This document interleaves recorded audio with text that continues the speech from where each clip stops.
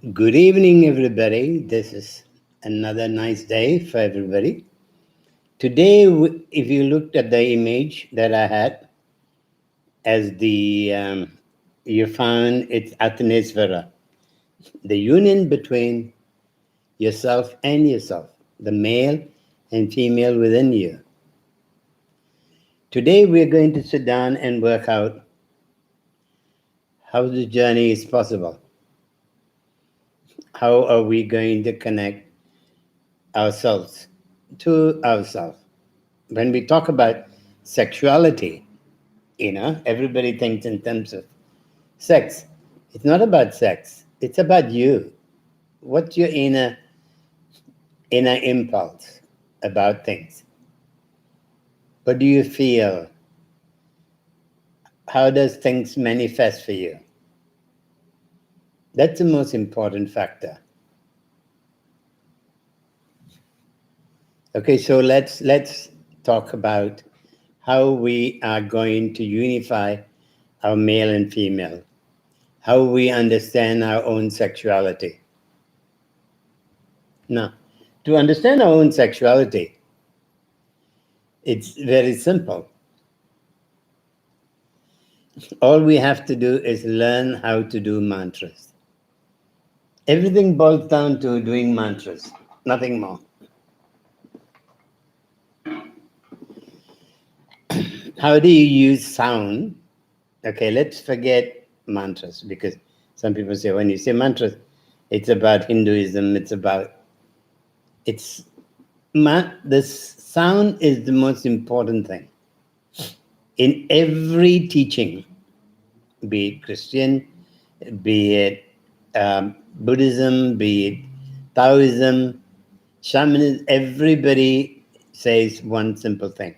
Everything comes from word, which is basically sound. The sound frequency creates the world that we live in, creates the energy that flows through our body, creates everything. You can create and recreate your own personality through sound. You can be as powerful as you want to be or as weak as you choose to be with sound. How do you become powerful and how do you become weak? Now, you become weak by using your words in the wrong manner. That's why in the teaching it's very simple. It says,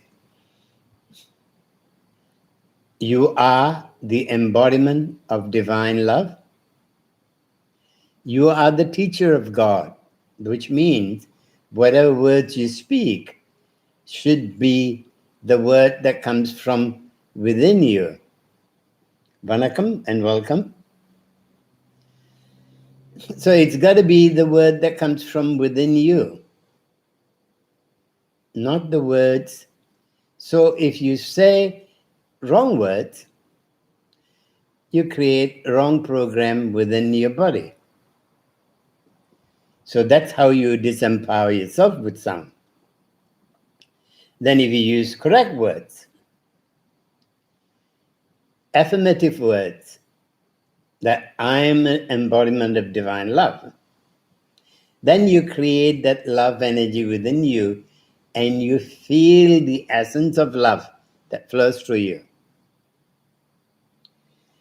That doesn't mean that you always have to be good to people the way they want you to be good to them. You have to be good to them the way they should be treated.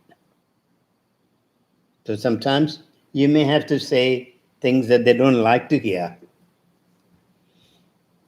You avoid it as much as you can, and you try not to make people feel uncomfortable. But most of all, you do not change the words, don't use the words to please someone that will destroy you. Okay, which means you don't say things that you don't believe in. Either you don't say anything at all, It's not a question of pleasing someone. So either you don't say anything at all, or when you say it, it has to be meaningful. Because your sound frequency of your voice creates the impulse, creates the programs in your body that says either you're sick or you're healthy, you're good or you're bad. Okay? So when we talk about sexuality, we talk about, first of all, it's my male and female in nice balance. So when you look at the picture of Shiva and Shakti as one, it's basically Shiva and Shakti are within you, or the moon and sun is within you.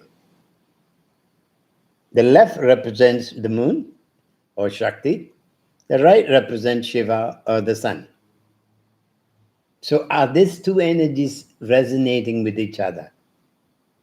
Or you have a lot of weaknesses that makes these energies not in balance? That's the most important issue. Are they in balance? Can that balance actually make you a happier person? Or would you like to keep being in balance? So what we're going to discover here today is how to balance this using Bija Mantras. So if you notice one thing, I already have typed, the first sound is Om. Now everybody would have heard Om mentioned. There are many ways of doing Om. But in the beginning stages, when you're on your spiritual journey, you do the Om, you do the O short and the M long. When you do the M long, whenever you do M in any Bija mantras, it has to sound like you're humming, like a bee. So it's got to be nasal. So the sound got to go, your mouth is closed, you're not using your lips or your tongue. You're just humming it like a bee.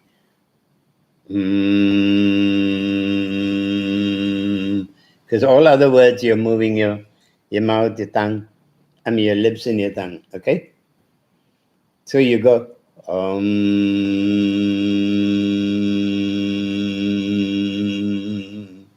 You want the sound to travel to your third eye and also down to as far as it can go. Preferably when it can go right down to the base chakra. So depending on how you do the M. Okay, so but when you're doing the M, you make sure your focus is on the third eye. So you're looking up into your third eye. You go,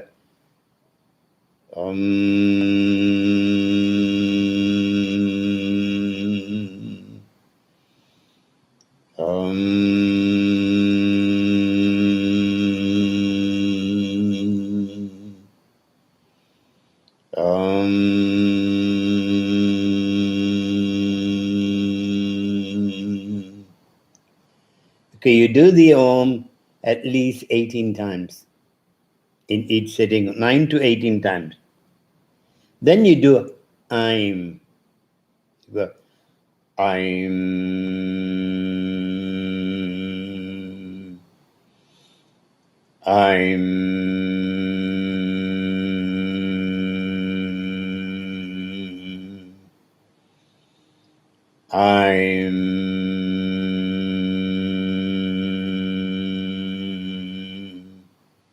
Now, no doubt, even though a lot of people relate to Om as the sound of Shiva, actually it's the Trinity are within the Om.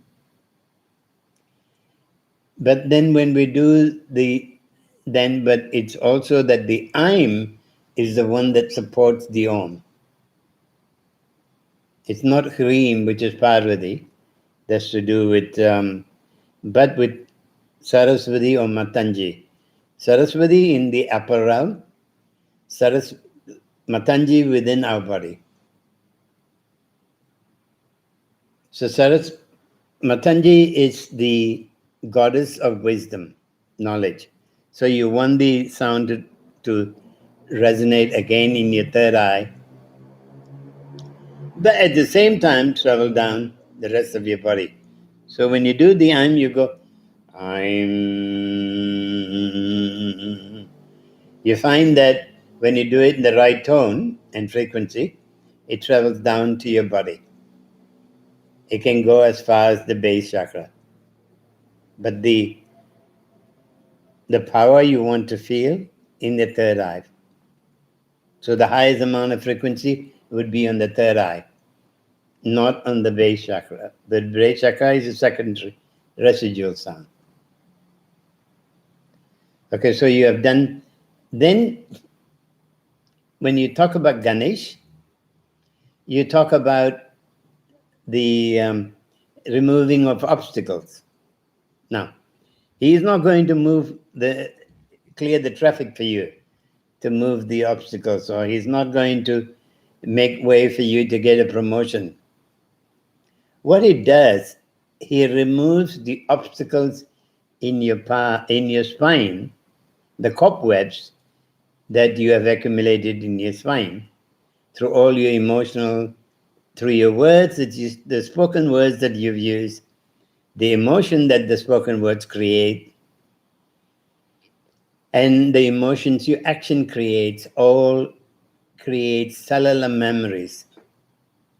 And this cellular memories, it's like a cloud that protects the spine from moving, the energy in your spine to move freely. The more clouds it has, the weaker you become. The less clouds you have, the stronger you are. So the question you ask yourself is this: is your life really worth living? And if you think you deserve a good life, then you have to deserve also to speak the right words. You got to think the right way.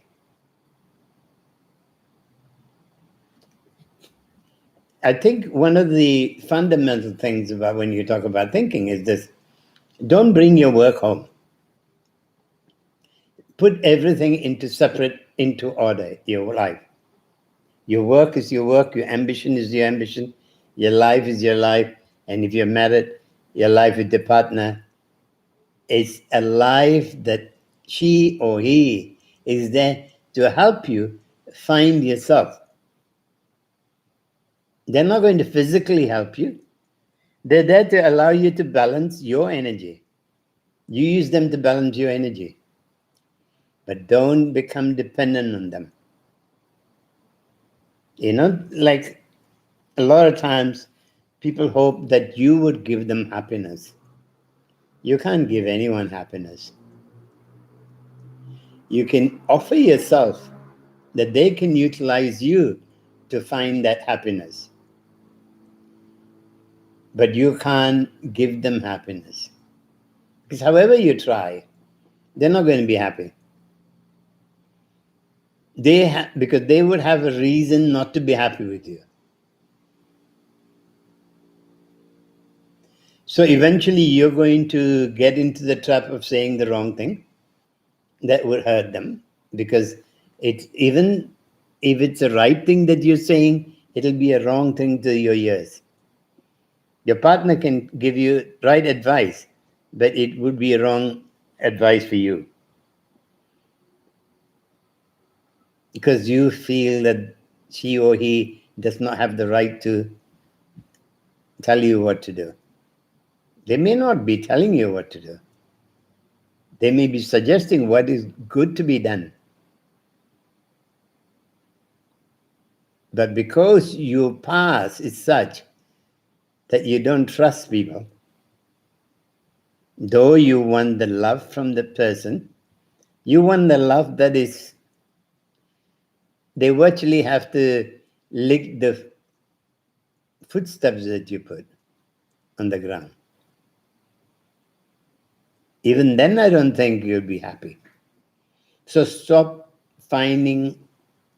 don't be in a relationship because you need to be in one. Be in a relationship because you want to walk with someone. You want to walk with someone. Not that you need them. You don't need anyone in your life. You can take care of yourself. You can live in harmony with yourself. You don't need to live in harmony with another person. But it's ideal to walk with someone who's ready to also walk, who's ready to enjoy life, who's ready to explore themselves. Okay, this mantras that I'm showing you now, if somebody else does it in your body, it's a lot more powerful than you doing it yourself. Because they take it to the place it meant to be done. Whereas you have to use your voice to take the... So if you're doing... Today to find the harmony within yourself. If I sounded this sounds into your body, it'll be more powerful than you, or even if someone sounded the sounds into my body, who has the resonance, sound resonance higher than mine, then they can penetrate my body. At the moment, it's difficult for a lot of people because of my sound frequency is different. Because I've used mantras for a long time. So I've created a frequency in my body that, so now I need something more stronger. For you, that has not gone to that stage, your partner could create a lot of frequency within their body if they learn how to do this mantra. Or you can, and if you do it long enough, the frequency will go. Because a lot of times the sadhus that go and practice on their own, they're doing the sound again and again for hours and hours and days to achieve that state of being in samadhi mode. Now, we don't want to go that far. We basically want to take one simple step. We want to be happy. We want to enjoy living. We want to be self-sufficient. We want to experience love because it's an experience, not because we need it. Because if you need it, you're never going to get it. Then you're always going to be unhappy. Or you're going to lie to yourself that you're happy. The essence of being jealous should never come up. If you're jealous of someone, then you know that you're already in a trap.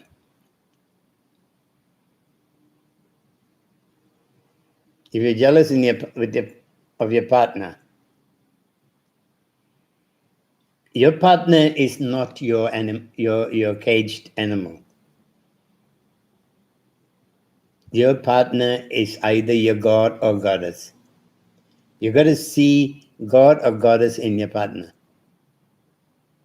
Only then do you find the magic will happen. If you don't, if you want to really experience it, you got to come to see me. Unfortunately now, to come to see me, you may have to be vaccinated. I hope in time they might give up the idea of vaccination when there's a lot of people who apply to come who are not vaccinated. Otherwise, you can get vaccinated, you can come here, and the sound practice and the Agni Homa together will clear the toxic material that they put into your body, because sound can destroy virus even. Okay, the next sound, as I said, is GLAUM, Ganesha. So remember that Ganesha doesn't remove the obstacles in your life. It removes the cobwebs in your spine. So when you want to send the sound, you got to send the sound to go to the back of the brain stem, and then go down all the way to the base chakra. So you go glum,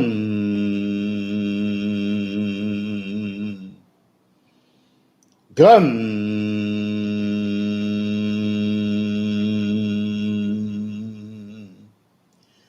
glum.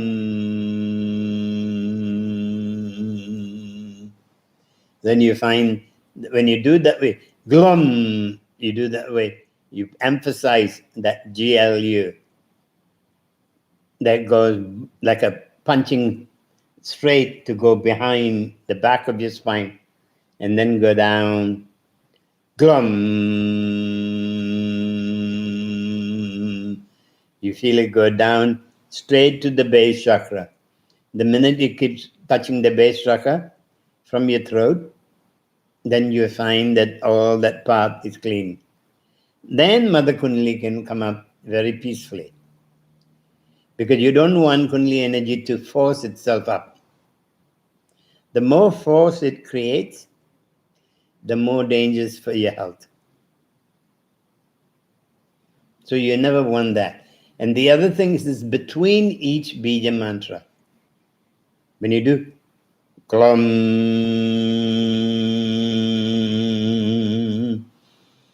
then take a deep breath. And then the next GLAUM. Because when you take a deep breath, make sure you push your stomach out as you breathe in, and stomach in as you breathe out. So that the lungs get, when you put your stomach out, your lungs get more space to expand itself. Okay, so you need to send this, you need to send the sound and the breath the same distance as well. So you need to push your stomach out to breathe in. Okay? Then, okay, now you've dealt with your third eye, so which is your pineal gland, pituitary gland, and your spine. With Om, Aim, and GLAUM. Because you need your pineal gland, you need your pituitary gland to be cleansed, clear of any of the emotional toxic. You have your emotional toxin, then you have your environment toxins that also affects your both their glands, especially the chlorine you use, they use in water, and your toothpaste and things like that. A lot of them affect your pituitary gland and your pineal gland. So you got to avoid them. But the sound would, as long as you send a lot of sound into your third eye, and eventually it goes into your crown as well, you clear those paths. Then you're more open to receive knowledge from the universe. Because what blocks your communication with the universe is that your pineal gland is not fully functional. So you need to clear it of all the clouds so it can be open to the world above you. Then you need your right side, the sun energy, to be stronger. So you do HRIM, HRI, you do it long, and then the M. HRIM,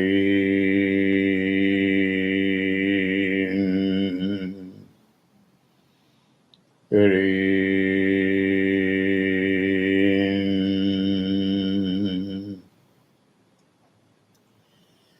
HRIM.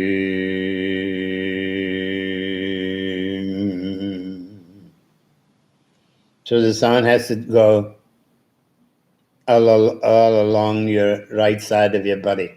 Now, there's a big difference here. When you do Chinnamasta mantra, when you do The HRIM, you want it to run along your spine. But when you do HRIM for the sun, you want it to spread all over your right side of your body. Now, for those in the beginning, when you're doing this, you want to cover your left lip. Make sure that this doesn't open. So you cover your lips, the left side, and you go.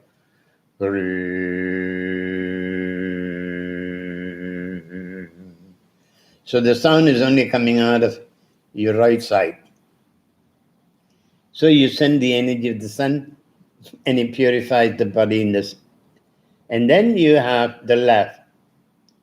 You cover the left, and you do SHRIM. You go SHRIM,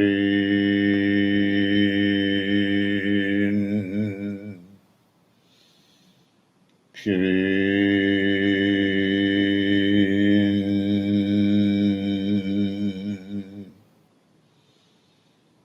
SHRIM.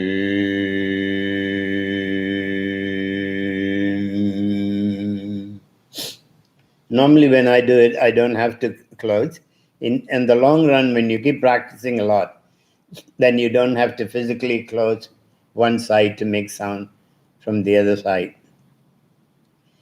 So when you do HRIM, you balance your male or the sun. When you do SHRIM, you balance the female and the moon. So when your moon energy and sun energy is balanced, that is Shiva and Shakti are balanced, then you find that you're more centered. To center yourself, you need to balance the male and female energy. Okay, that is what we call sexuality. It's not about sex, but when you go on, even the dictionary translate that. Okay? It doesn't translate that it's an inner thing. It still refers to someone outside of you, your partner. So let's start with, remember a simple rule. Your partner cannot give you happiness. Your happiness is going to come from you, then you. Because if you get into a relationship because you depend on them, the use by date is very, very short. In the old days when two people wanted to get married, they thought about long-term commitment, a family, togetherness. And they both understood each other's role in life. Today, you get married, I don't even understand why a lot of people get married. Because they're not getting married to find the happiness together. They're not. Happiness together comes with children, comes with purpose, comes with commitment, comes with surrendering yourself to the unit. But all of that is only possible if you can also say, I love you, not because I need you. I love you because I love myself. Because I see a part of you in me. Whatever craziness I have, I am me. Whatever craziness you have, you are you. And I can love you for that. Because I love myself. You do not make me happy. I make myself happy. Because you are in my life. There's a big difference. Because you are in my life, I enjoy life. But not that you make me enjoy my life. So that enjoyment you're responsible for, you can't expect your partner to be responsible for your happiness. You can, because if you do that, the use by date is very limited. Now comes to desire. Now, where does desire come from? Do I desire you, or do I desire life itself? I would desire life itself, and I would desire to feel that life within me. And that is Kama Raja. Again, in his case, they depict it as love.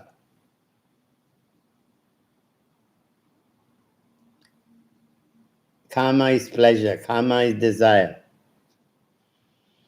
So I want to feel pleasure within my bones. I want to feel love within my bones. I want to make love to the God, goddesses that is within you, that will connect with the God, goddesses within me. You make love at the spirit level, not just at the physical level. When you use gadgets to make love, you're never going to make love. It's a mechanical thing. I remember 20 years ago, I don't teach massage much. Not 20, maybe 15 years ago, when I taught massage in the US, in DC actually. One woman asked me, what happened to all the feathers and all the aids that they use? Why you don't have any of them? I said, for me, I don't need them. Nobody should need them. If your hands cannot feel, then you can't do massage. If your hands cannot feel, you can't embrace someone and feel their energy. When you're talking about love, you're talking about the subtle energy within your partner that you want to. The physical part is like your car. Can you make love to your car forever? When you buy it, the first month, first 2 months, 3 months, you wash it regularly. After that, what happens? You forget one Sunday, and then you forget 2 Sundays. Okay? Because it's the mechanical thing. Same thing with your partner. When you can't stop wanting to touch them. 3 months later, you start saying, no, I don't like the way she smells, or I don't like the way she talks. So before that, it didn't matter how she smelled or how he smelled or whatever, what he said or what she said. None of the things of the external matter. And then when when the adrenaline is gone, when the love is supposed to actually jump in, you don't have the love there for it to jump in.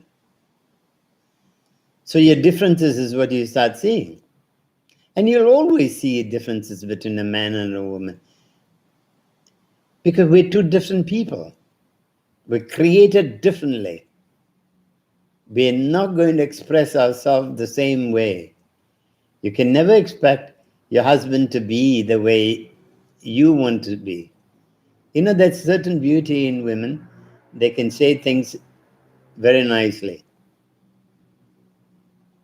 I know students of mine, when I ask them to speak in my classroom of what they have learned from me, teach part of even my wife teaches better than I do. My power is my voice. My power is the wisdom that comes through me. But the beauty of expressing my wisdom comes from my wife and some of my female students. They put it very nicely. And in fact, one of my students in the US, every time I say a word, sometimes it comes out straight. I don't have a buffer for it. And she will soften it. And when she softens it, it's like an angel speaking. So the question is this, A man is not going to function like a woman unless he tries to be like a woman. Trying to be is not being. So the beauty of a woman, a man has to learn to appreciate. And the beauty of a man, the woman should learn how to appreciate. In one hand, if you're nice to someone, they misuse it. Sometimes if you're cruel to someone, then they complain you're cruel. So whichever way you go, you're going to be in trouble. Because in society, they are not looking for a companion. They're looking for someone who will make them happy. And believe me, nobody can make you happy, and you can never make anyone happy. It has to come as a prerequisite for yourself. When you're looking into a relationship, don't look at what the person is going to bring to you. Because a lot of people have a big shopping list for how they like to see someone in their life. But they don't have a shopping list of what they're going to do, what they have to offer. Think of what you're going to offer to a relationship rather than what the relationship is going to give you. Then you find there is a good chances that you'll have a long married life. It doesn't matter how good you are. If that person that comes into your life wants you to bend your backwards to make them happy, then misery is always your. And a woman can never be a man, and a man can never be a woman. So let's not try to be. When we are born, we're born with certain gifts. Let us enjoy that gift. As a woman, you have your specialty. As a man has his specialty.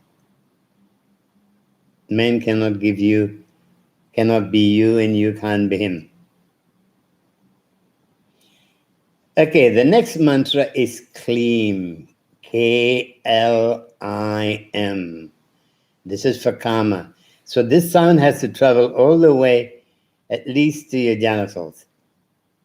Okay, for women who want to have a strong womb, this sound has to go into the womb and shake up all the fluid in the womb. Because it's also the mantra for water element. So you go, KLIM. Sorry.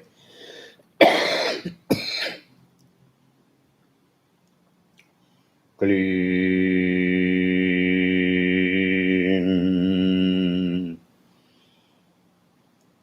You got to go very strong with the KLIM.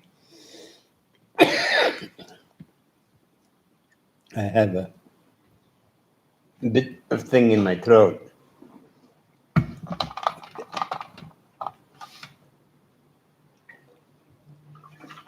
Today, so the KLIM is a bit. KLIM.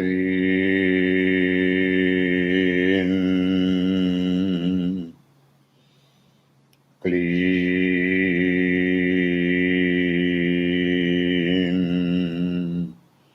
You got to keep your lips close to each other. It's not about how loud you do it, but how deep you do it. Then the sound has to travel down to your genitals, and for women to the womb. That will get rid of the energetic clouds that you have, emotional clouds that you have in your womb. Remember, as I said, the words you creates also the energy within your womb, or with men, your what is this? Your testicle area. So you wanted to have a good count of sperm, a healthy production of sperms, and you want to have a fairly strong lingam, then you got to send the sound there. And then, so you got to do that. KLIM,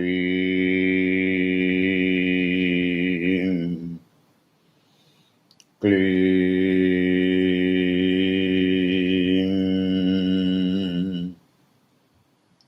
So you want to do that sound in such a way that it goes all the way down. Then we have, the next is KRIM.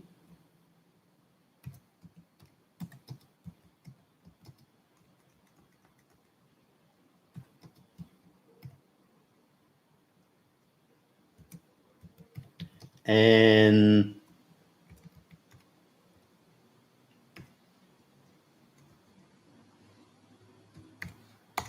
SAUH.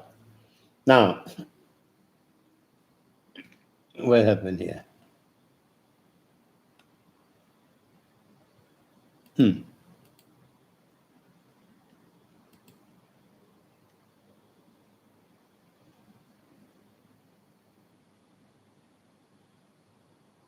Greetings, greetings. Okay. The next sound is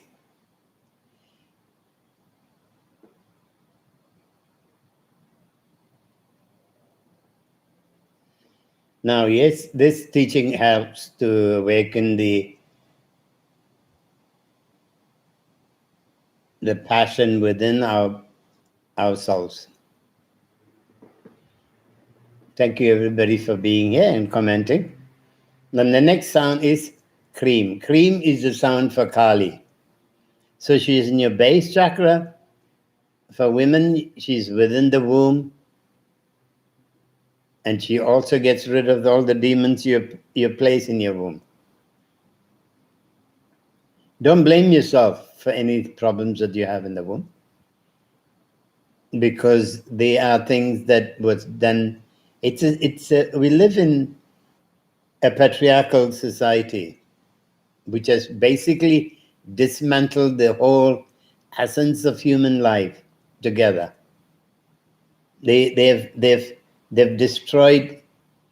You see, they didn't. It was not their plan to destroy. Their plan was to control women. The patriarchal rule was to control women so that they didn't feel, they justified their fear. Men always fear women. Men understand the power a woman has. So the only way he can keep her in track is to control her. So what happened is this: in the process of controlling, they never knew when to stop controlling. And they never knew that love is the only way to control. So they changed the teachings. Hinduism was good. They just changed the teaching to say that Shakti supports Shiva. Shakti is the wife of Shiva. Saraswati is the wife of Brahma. And Lakshmi is the wife of... But it's simple. When they call Vishnu, they call Lakshmi Narayanan. They never say Narayanan Lakshmi. So the wife always comes first. But Christianity came along and put the first dagger on the woman's back. Islam came and put another deeper one. They forget that the mother is the woman. It's from her womb that they were given the blessings to come to this world. If you disrespect women, you disrespect your mother. And if you disrespect your mother, you disrespect your first guru. And if you disrespect your first guru, hell is the only thing to you. I'm talking about hell on earth, okay? Not hell in after death. I'm not interested in your after death. I'm interested in what happens to you in this life. If you disrespect your mother, that's what happens. In this life, you're not going to be happy. So when you do KRIM, the sound has to travel to the base chakra. So again, you don't open your mouth big. You keep your mouth. But the thing about KRIM is it has to also resonate in your throat very sharply and strong. And it also got to travel down the spine to go to the coccyx, or at least to the womb. Then you go KRIM,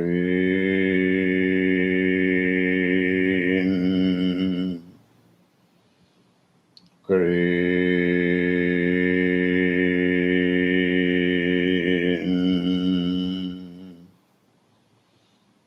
KRIM.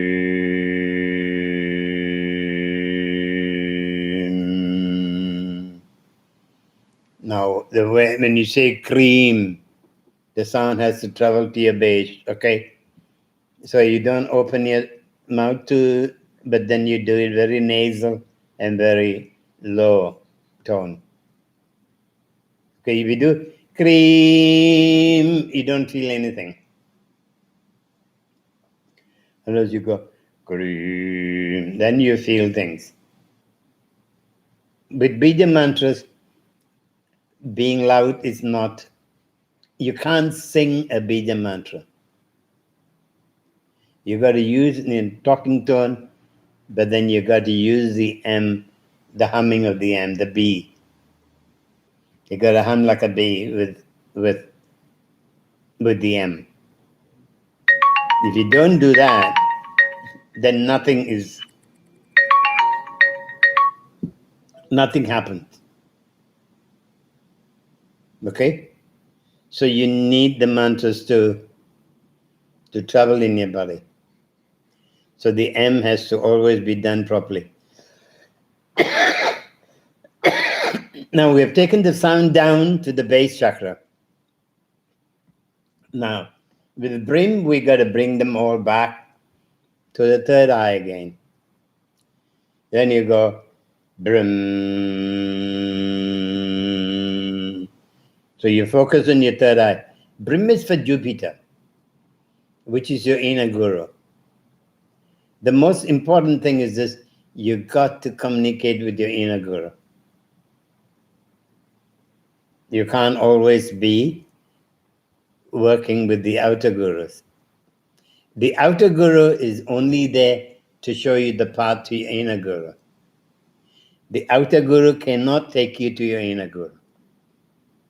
So by following an outer guru as a follower, you can study with an inner guru, outer guru, but the practice got to be you. You have to do all your practices. So those of you who follow an outer guru and decide to become a disciple and follow and hope that the outer guru is going to give you the path to salvation, he's not going to. Or she's not going to. The path is yours. You have to find that path. You have to achieve that journey. A guru is only there to support you along on the journey. He's not there to take you on the journey. The guru's journey is his own or her own. Your journey is your own. The only thing is this: you're using the guru as your mentor. So like when I have students who are here today, I'm the mentor. I am not responsible for their spiritual growth. I'm responsible to show them the way that they can achieve their spiritual growth. So Jupiter is the inner guru. So the outer guru takes you into the journey to meet your inner guru. But you have to go take the effort to connect with your inner guru. So then now when you do BRIM, you want the sound to go to your third eye. You go BRIM,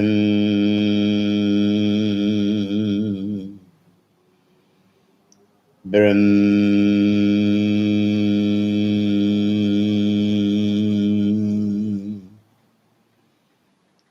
BRIM.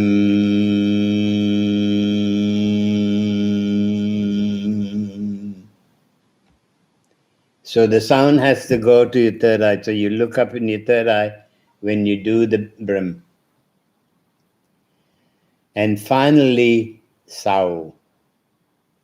When you do SAUH, you want that from the third eye going down all the way down to your base chakra. So you go SAUH,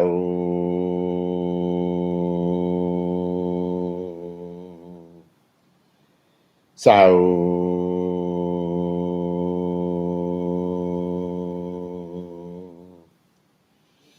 SAUH.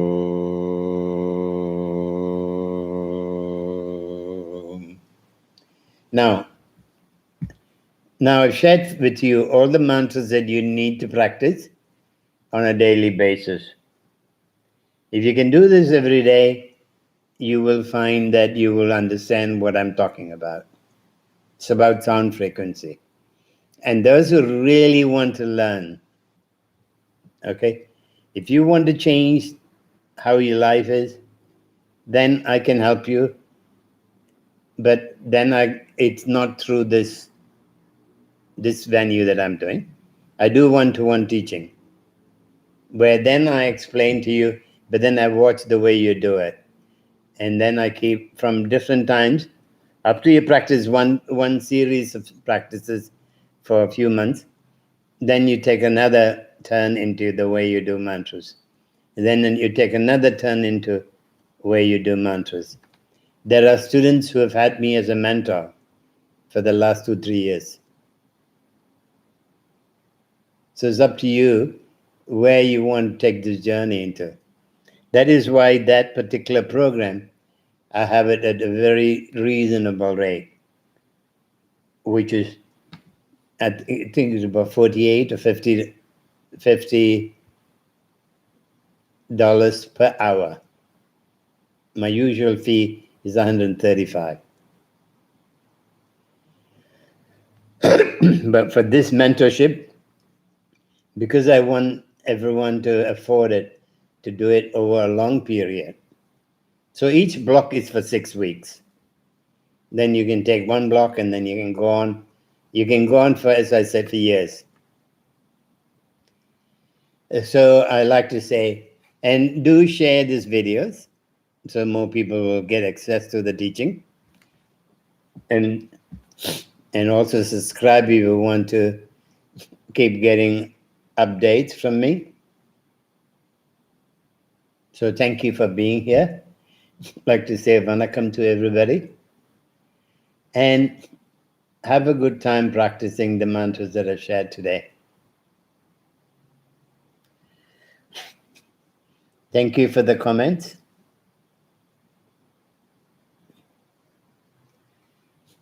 And vanakkam, and see you all next week. Bye for today.